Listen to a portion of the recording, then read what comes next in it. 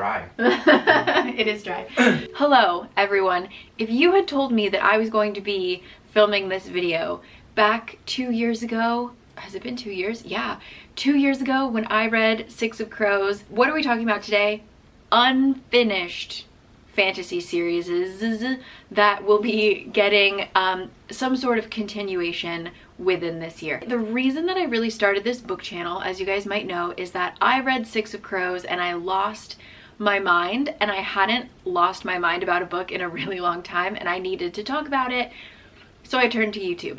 I was sitting in the chair that I'm looking at right now when I finished the first book of Six of Crows, and I thought I was going to die if I didn't read the second one immediately. Like, I had a little meltdown. Luckily, I found out about Six of Crows way late in the game, so I was able to just go and immediately get the second book, and it was fine. The duology was done. I really hate being in that position where I can't finish a series. I love to read things in one go. It's taken about 2 years to get to this place where I can start a series that isn't finished yet and be somewhat okay with it, somewhat okay with waiting, you know? So these books, some of them I liked, some of them I didn't like. All of them I will be continuing. I'm excited to talk to you about them. These are all going to be coming out in 2022 this year. So you can start these books now and know that in the near future, you will be getting a continuation. So we're gonna start off with a real funny one. This is gonna be in chronological order of when their next book is gonna come out, which is why this one is coming in first.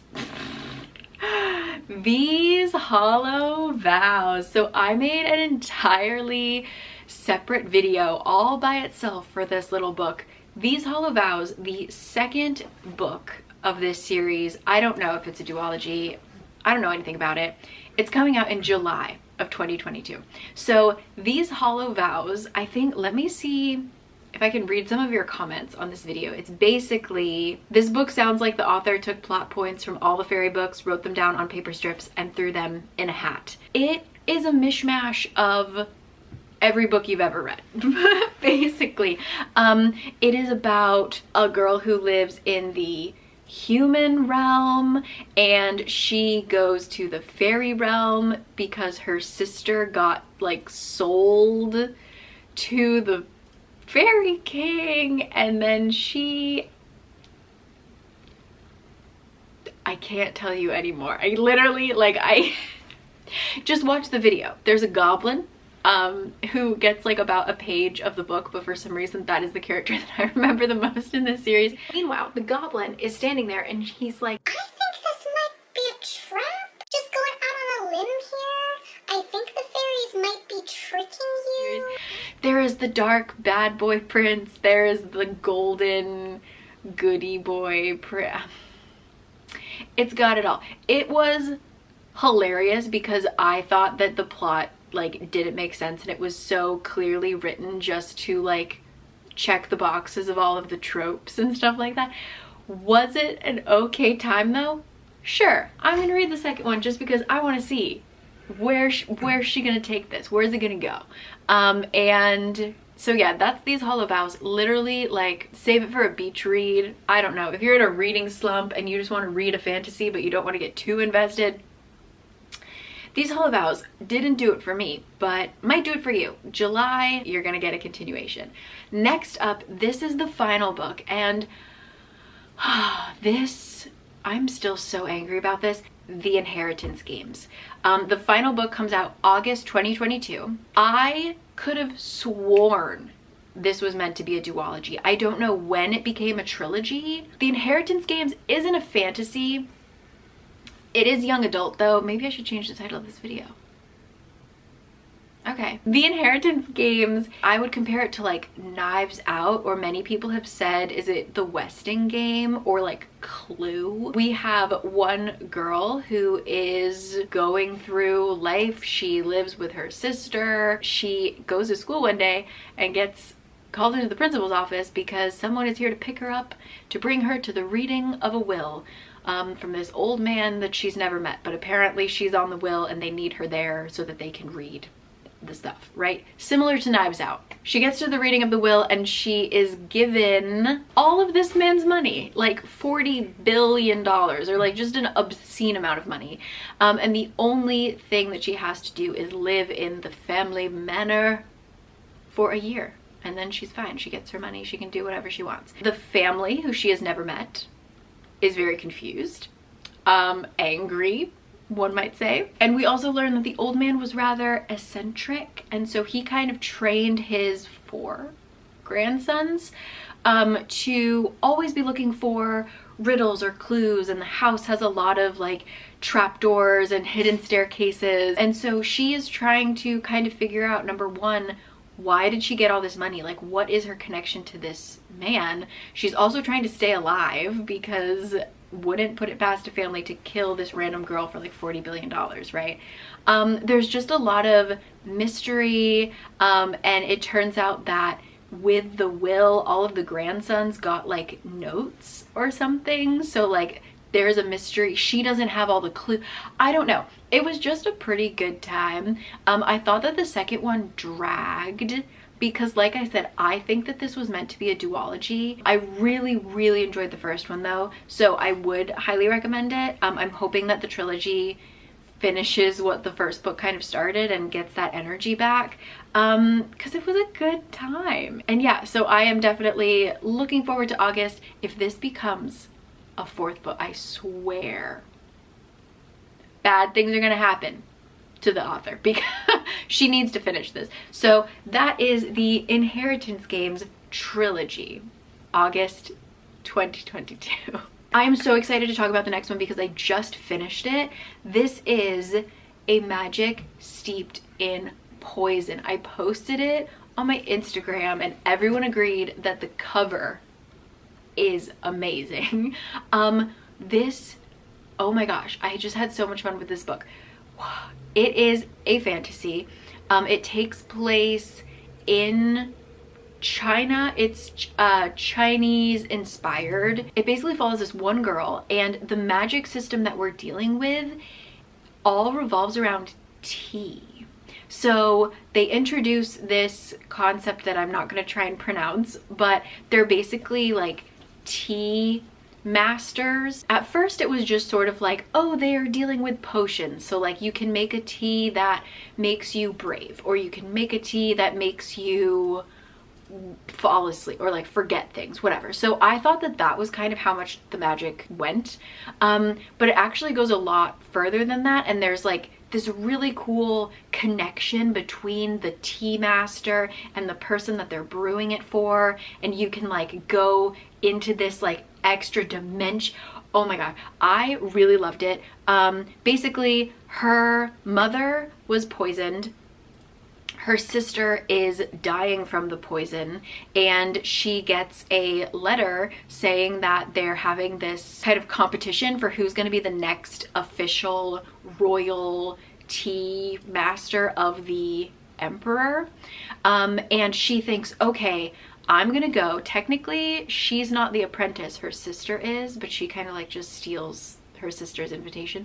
She's like, I'm gonna go, and if I win, I can ask the emperor to give me all of the medical things available to the emperor, and I can try and help my sister, because even though her father's a doctor, he can't help her. They live in this like tiny town, and she's like, if anybody can cure my sister, the emperor will know how. She goes to the capital and competes in this like tea master competition, which sounds a little lame, but it's not. And oh my gosh, the way that she describes the tea, the way that she describes all of the food, I was so hungry reading this book. It was just like, as far as the actual strength of the story, I felt like I kind of knew where everything was going, so it wasn't like the strongest plot, but the atmosphere, the magic system, the way that oh god, it just, it was a magical book. And so I liked where it ended, and I'm very interested in where the second book is going to go. I thought that she paced the book really well so that the ending was like a really good point to kind of cut the book in half. I think it's a duology. So the next book is going to come out in August. Yes, in August. This is a debut novel. I am so happy that I read it, and I highly encourage you to as well, especially if you love tea. Oh my god. But yeah, have a snack ready while you're reading this, because even thinking about it, I'm hungry. So, A Magic Steeped in Poison. Next up, coming out in September 2022, the sequel to Once Upon a Broken Heart. I went back. So, full disclaimer, loved the book. Loved Stephanie Garber, okay? I went back to look at the video in which I described Once Upon a Broken Heart in my reading wrap-up, so that I could remind myself of what the plot was. Why do you guys watch me? Because I could not understand what the plot was about listening to myself, and I had to go look it up again.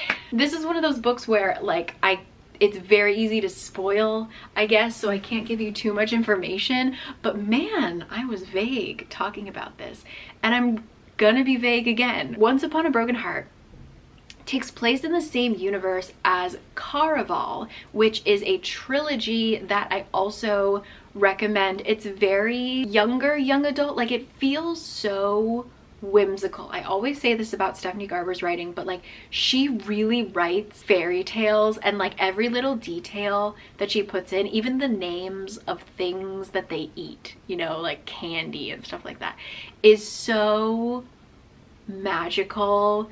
And so I just highly recommend her books simply for the vibes. There is a concept within that trilogy that is called the Deck of Destiny, and they're basically tarot cards, I would say, but they actually trapped these immortal kind of god-like people within the tarot card. So it's like as if you had a tarot card and you could release the Queen of Cups, right? And so what Once Upon a Broken Heart is about picks up pretty much right after Caraval ends, and we follow one of those gods who was a kind of main-ish character in Caraval near the end, and that is the Prince of Hearts. But in this story we follow our main girl who has just had her heart totally broken, and she thinks the only way that she is going to get through this is to go to the temple of the Prince of Hearts. Jax is his name. And so she goes there and she's going to, you know, ask him for help. She doesn't really know. She's a heartbroken young girl. Stuff happens. She ends up getting taken to a whole nother place, is dragged along on this adventure because Jax has some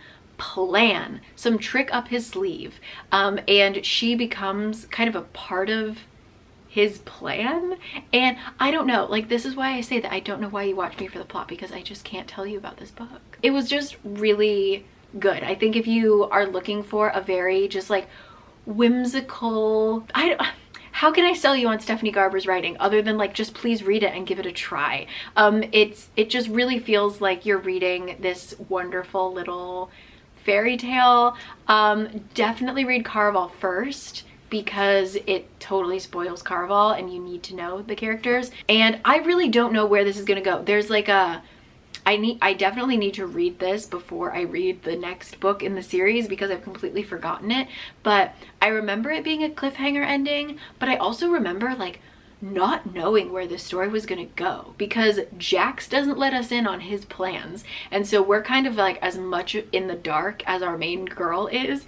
So yeah, I'm just so interested to see where on earth this is gonna take us. But yeah, just a really sweet, whimsical story. Highly recommend Once Upon a Broken Heart. Next up is the first book of a series that I just finished, that is by the same author who wrote the trilogy A Curse So Dark and Lonely, and this is Defy the Night. I read the author's note after I finished this book, and thank God I did, because she wrote this book. I feel so bad for the authors who did this. She wrote this book in 2019, finished it. Before she decided to publish this book, she wanted to finish her trilogy. So she finished A Curse So Dark and Lonely, right? We get that shipped out. She returns to this book and she's like, okay, good, it's ready to publish. And COVID happens. What is this book about? A pandemic.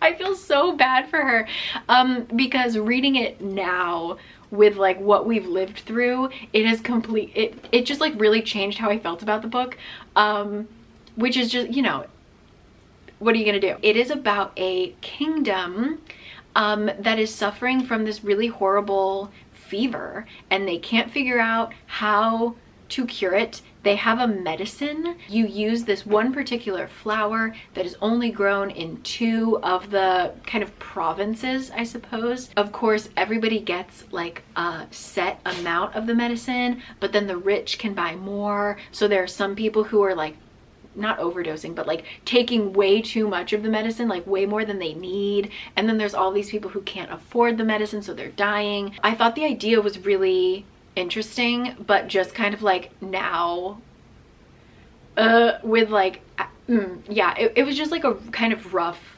read. Our main girl is the daughter of an apothecary, kind of like a pharmacist, I guess you would say. He was kind of illegally distributing medicine to his like villagers. Basically he was like a Robin Hood character that was stealing medicine and distributing it to help other people.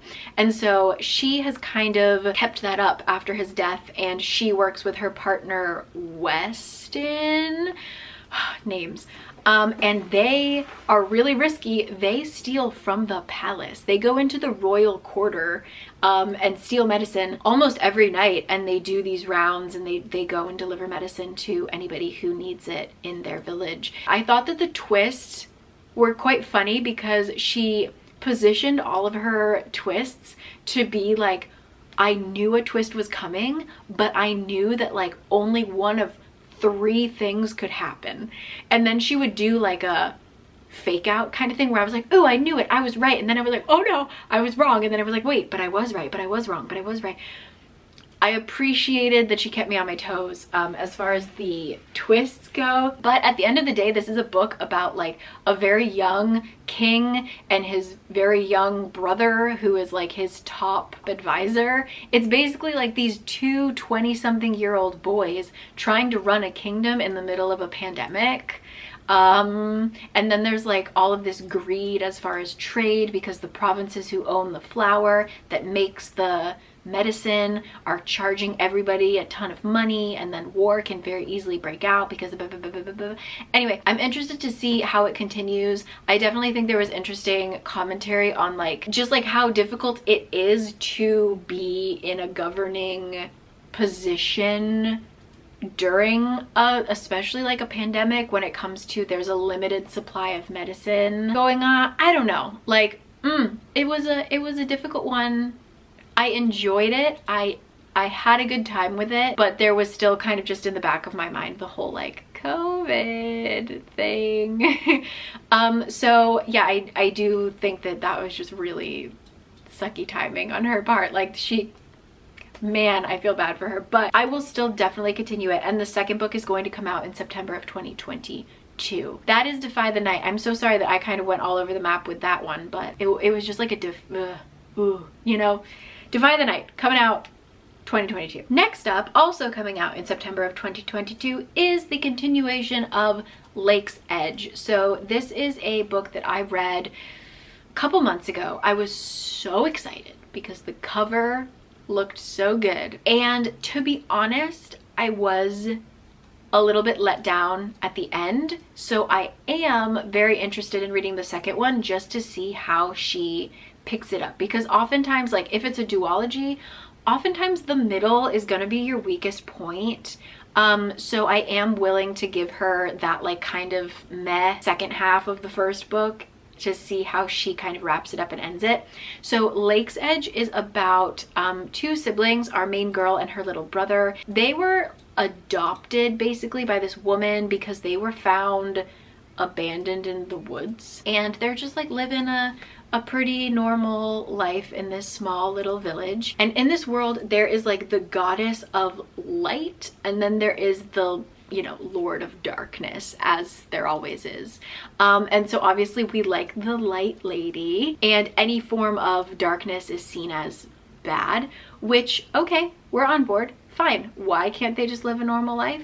Because her brother has nightmares, and he like leaks darkness. Keeps getting worse. Every time he falls asleep, he's like enveloped in darkness and he turns evil, and he's like this sweet little boy. It's really sad. What ends up happening is they're having this kind of festival where they have to give their kind of taxes or whatever to the governor, and the governor, who is like this young boy because his whole family has died and he's the only one left, this teenage moody boy happens to witness a little bit of this like little boy's darkness thing, and he's like, you are coming with me. He's gonna take him away, and the sister is like, absolutely not on my watch, you're taking me too.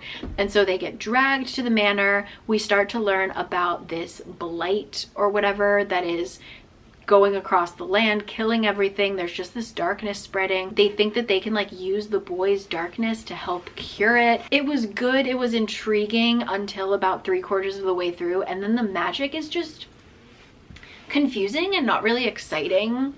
The way that it's described is just not, I wasn't like, you know, with a tea steeped in poison, every time they like did something magical, I was like, this is the coolest thing I've ever heard.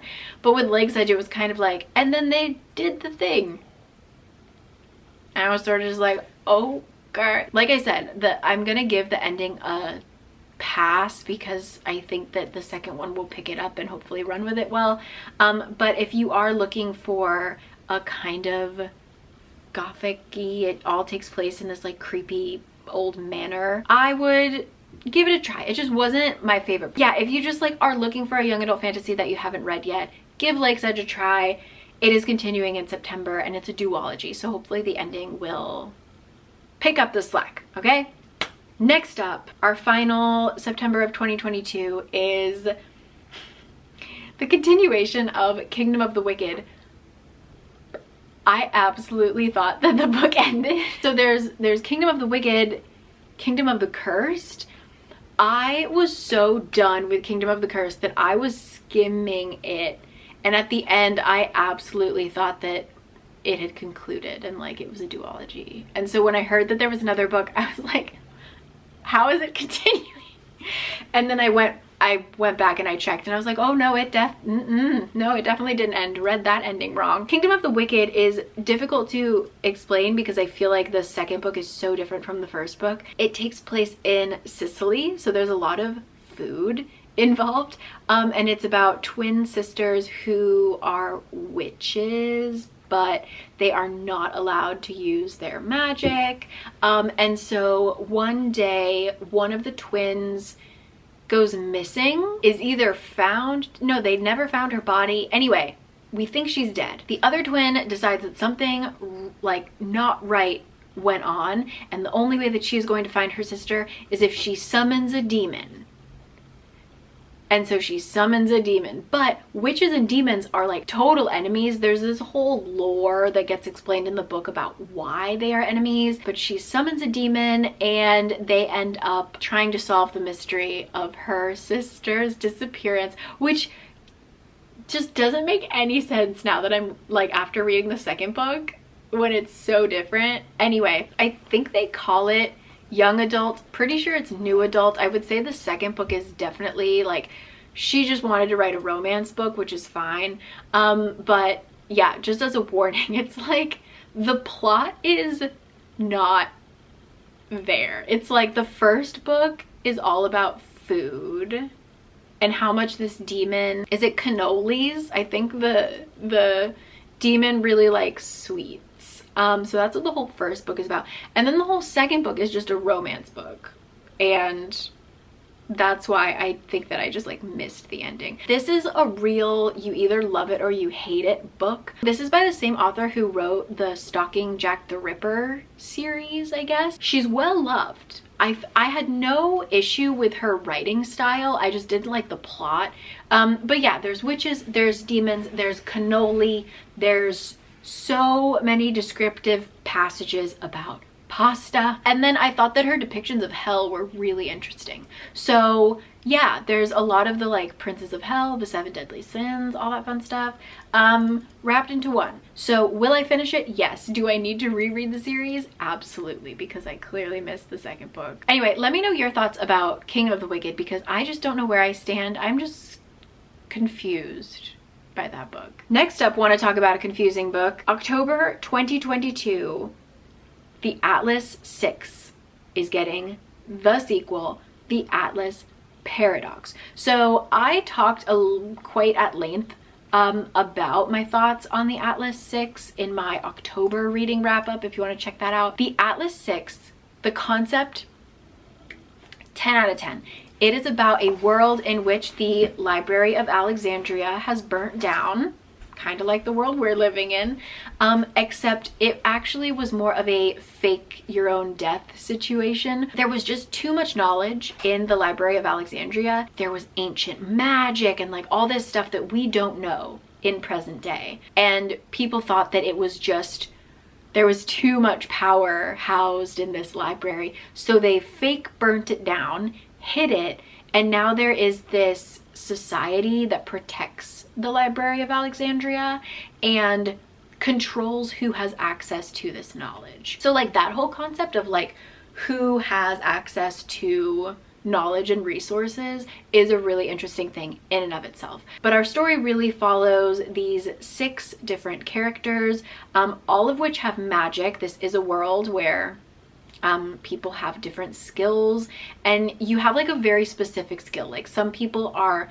physical, so they can mold metal. I don't really remember very well. Oh, there's a girl who can do like plant stuff. And then there's people who do the more like emotional side, which is reading minds or controlling emotions or stuff like that. Every couple of years, I don't remember, the society that protects the library, they ask for 6 interns to come in, and they kind of learn about the library and do a task. I don't know. And at the end of it, 5 of them will become official honorary members of the society, and they will guard the library and all that good stuff. So it's kind of a competition, but it's vague as far as like how people get chosen and stuff like that. All 6 of the people who are chosen are like the best in the world at whatever they do. And so they're all confident, borderline cocky. They don't get along because they're like, are we colleagues or are we like competing? I don't know. I didn't love it simply because I thought that the balance of like which characters we learned about was very unbalanced. We learn a lot about like 2 of the characters, and then the rest of them are kind of sidelined. There is a twist at the end that I don't think anyone could have predicted, and so that kind of ticked me off, that I was like, how am I supposed to solve the mystery if you don't give me all the clues? And I got a little bit butthurt. But I will read the next one because I feel like, in a weird way, the Atlas 6, when I tell you that nothing happens in the plot, nothing occurs. There's like a break-in, and that's all. And so I feel like that was really kind of setting us up for whatever comes in the second book. So I am very interested in it. I think that the idea was really great. I just would like to learn more about the other characters and get some actual action going. Some people really, really loved it. I highly encourage you to just try and read it. The writing was like real thick, real hard to get through, but give it a go, and I will let you know how I feel about the second one as well. So that's coming out in October of 2022. Last 2. Okay, so in November of 2022 we have got the sequel to Gilded. Gilded is a book that I recently read. If you listen to, I think it's my February wrap-up, because Gilded isn't a standalone like I thought it was. I thought that this was a standalone. No. Gilded is by Marissa Meyer, who is known for doing a lot of fairy tale retellings. This is loosely based on Rumpelstiltskin. It is about a girl who was born and has this gift slash curse of telling tales. And so nobody really takes her seriously. Whenever she gets asked a very simple question, she always kind of lies or embellishes the truth a little bit, and she just can't help it. Her lies end up getting her in a bit of trouble, and she ends up getting taken away to live in the Fae Palace. It is a slow moving story. I would say the first like 150 pages, nothing fully happens. Like, it could have been condensed, but that's sort of her style. The story really gets going. There's romance, there is mystery. That all really happens in the second half of the book, and it, I think, happens very quickly. We have this mystery of the girl's mother because she disappeared, and her dad thinks that she like ran away because she always wanted to travel, and maybe she didn't really love him and she wanted to see the world, but like also maybe she died. So there's the mystery of like, where is her mother? And then there's this mystery of who is this ghost boy that keeps helping her out of all of these like fae prince traps. There's the mystery of the castle itself, which seems haunted but not haunted, blah, blah, blah, blah, blah. I'm very, very interested. The second half of the book got me very interested for the next book. So just if you're okay with a kind of slow moving beginning, I thought that it was interesting. I thought that the romance got really weird. I thought that the ending was weird, which is another like just reason why I need to finish the book. It's a twist. Oh geez, even just thinking about it now, how is she gonna end this? I'm so unsatisfied. I need to read the next book. That is Gilded. If you are looking for a very fantasy fairy tale feeling book with a weird ending that I can't wait to finish. That was Gilded by Marissa Meyer. And last but not least is one of my favorite books of 2021, Legendborn. How many times have I talked about this book? Oh my god. So Legendborn, really quickly, I know that I'm not going to do it justice with this, my camera is gonna die. This is about a girl who goes to school in North Carolina. She is a high school student, but she is so smart that she gets to go to like university for this program anyway. She's a genius. She ends up getting weirdly wrapped up in this like demon hunting society because all of a sudden she starts to see demons everywhere and she starts to see Welsh people everywhere. She gets wrapped up in this society that ends up being tied very closely to King Arthur and the Knights of the Round Table. When I read that, I was like, all in. All in. There are demons, there is Excalibur, Camelot, like, oh, it was really great. So it has that element to it of this like weird demon hunting world, but there's also the element of she is a young black woman in a very racist society, and there's so much of that tied in, not only to her just like daily life as a human being in North Carolina, but also tied into the magic system and the magic society as well. And I thought that she did such a good job in tying all of these different elements together. There's also this like huge element of grief where her mother died in a tragic accident. Like, it was just so, I really love this book. Like I said, it was one of my one of my favorite books of last year. It also just got signed on to be developed into a TV series, which I'm not sure how I feel about it, because fantasy series can go one of two ways. But I'm very excited for Tracy to have that opportunity. Yeah, I'm so excited. The sequel is called Bloodmarked. I am not sure how many books we're gonna get, but I am on board. The ending of the first one was very good, and I know there are some elements that I'm going to love of the second book. Yeah, so that is November 2022, the sequel to Legendborn, which I'm so excited about. Hello everyone. I just finished editing this whole video and I was working on the subtitles when somehow, I don't even know how it crossed my mind, but I was like, Cassandra Clare?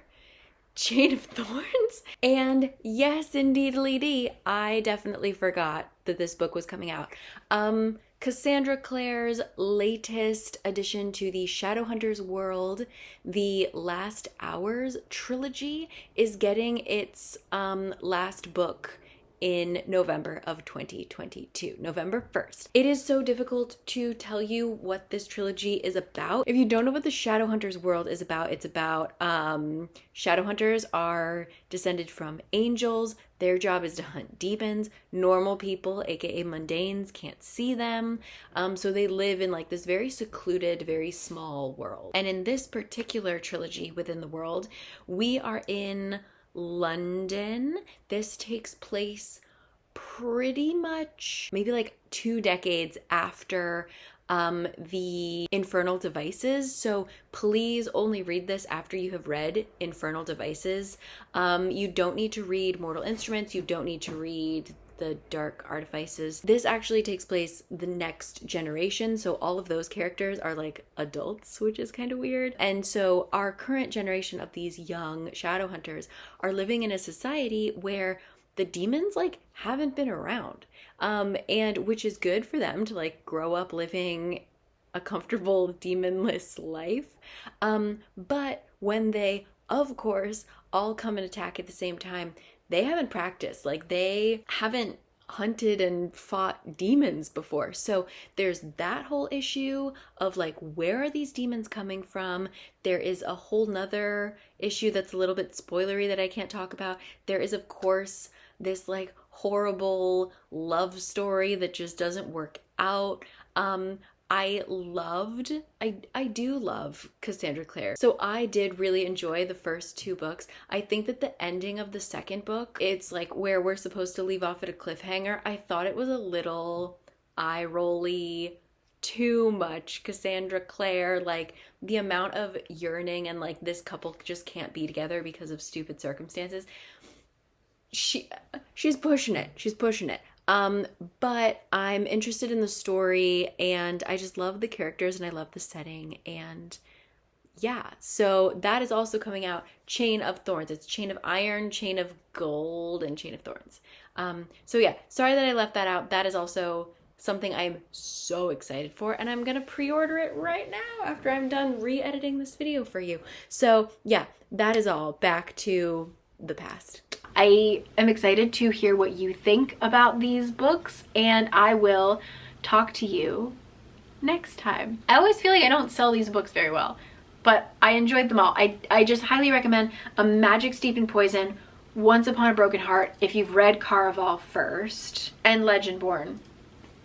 Those are my top 3. And then if you just want some fun, These Hollow Vows was a funny time. So, okay. That is, I've said what I've said, and I'm gonna go. I need a drink. My throat is so dry, and I will catch you guys next time. If you guys don't follow me on Instagram, you might not know, but I'm actually going to Europe for the entire month of May. So I'm going to be posting every other week just because I simply don't have time to film and edit or read, honestly. So thank you guys so much for everybody who messaged me that it's okay, take a break. I really appreciate that because I don't like doing that. Thank you guys for your patience and understanding, and I will catch you guys next time. Let me know if I missed any series that are going to be continued. Give me like the fair warning that it's, you know, just as long as I have the warning, I'll be fine. But anyway, I'll talk to you guys later. Goodbye.